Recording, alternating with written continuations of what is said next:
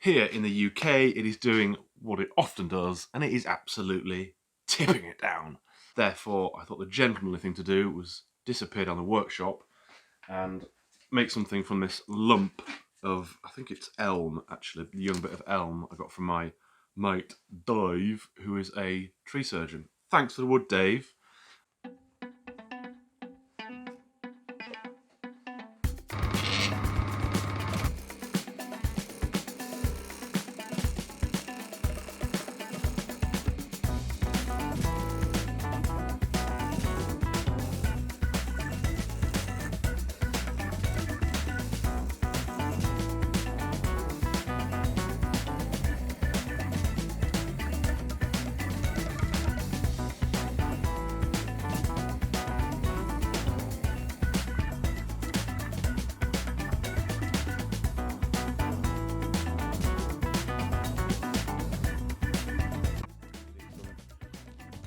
Some shearing cuts at the end, get this fine shavings off.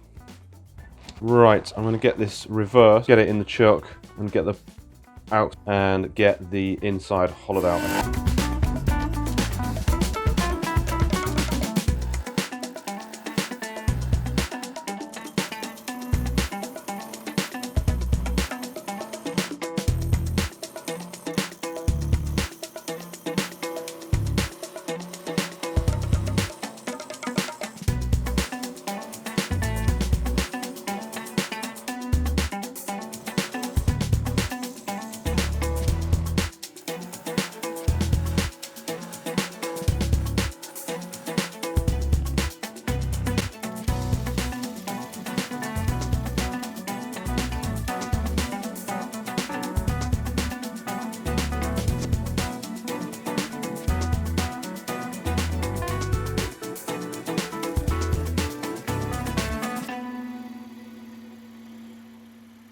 What I thought might happen, I was worried about happening, has happened.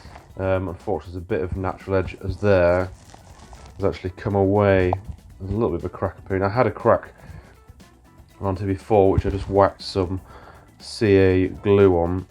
You could probably patch that bit up with some CA there, and I've continued on a wing and a prayer with loads of CA glue, but that is gone. Developed a whopper bopper of a crack. Right, this is probably plan C. Don't know what that is. I think we're going to have to resort to some tools here. I suspect, having started off life as a natural edge bowl, this is going to turn out somewhat different.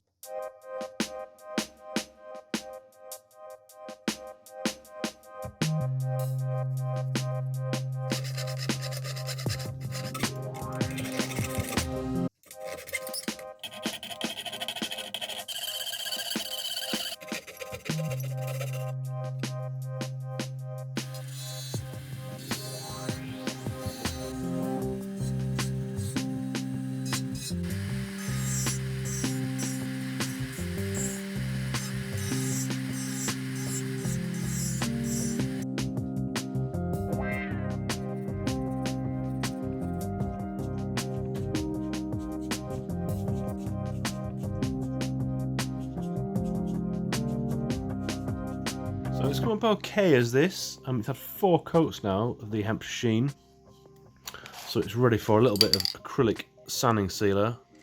Hopefully the finish will come up okay, and then we're ready for the next stage. So it's had 3 or 4 coats of paint and some sanding sealer, and then finished with some zoom Danish oil, and the consistent finish is lacking really. Down these kind of side grain, end grain bits, I think that's probably side grain, it's kind of just got all shiny and glossy. I don't know why. It's a little bit frustrating because obviously I don't know what it's done. I'm reasonably happy with the effect from the texturing actually, but it's just that inconsistency finish where it's kind of matte there and then come up glossy there a couple of coats of Danish oil later. So unknown why. It's not. I've decided I'm going to finish and I'm going to give this a try with a couple of coats of actually matte, flat matte paint.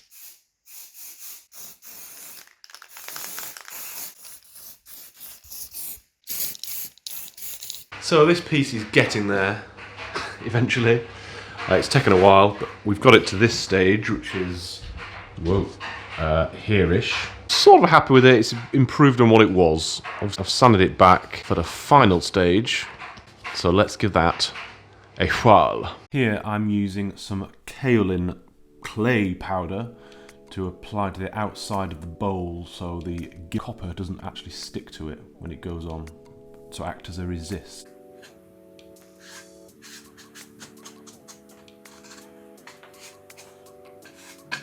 Then I'm just using a small brush to apply this acrylic size, which is like a glue, which the copper sheets are going to stick to. Put this on quite lightly and then leave it for about minimum 15 minutes to go off, which is what I left it for. And you want to come back and tap your knuckle against it and it's just lightly tacky, almost like sticky tape. Then I used the copper bundle itself that the copper sheets come in to press it down flat onto the gilding cushion and use a gilder's knife to lightly press down them and cut them into small squares to make them, in theory, easier to apply to the piece. For this process I was actually following an article in the Woodturning magazine by British woodturner Adam Cornish, and his tip in this article is to use Vaseline on your hand to brush this gilding tip against to make it easier to pick up the copper. I found that you didn't want to press too hard with the actual gilder's knife because it has a tendency to drag the copper back and get all scrunched and bunched up. Once all the piece was covered, I took a gilder's brush, fine brush, and used this to try and press lightly down on the copper itself to try and get it nice and flat. I have seen other people using a makeup brush at this stage, but I just thought I'd buy the proper kit.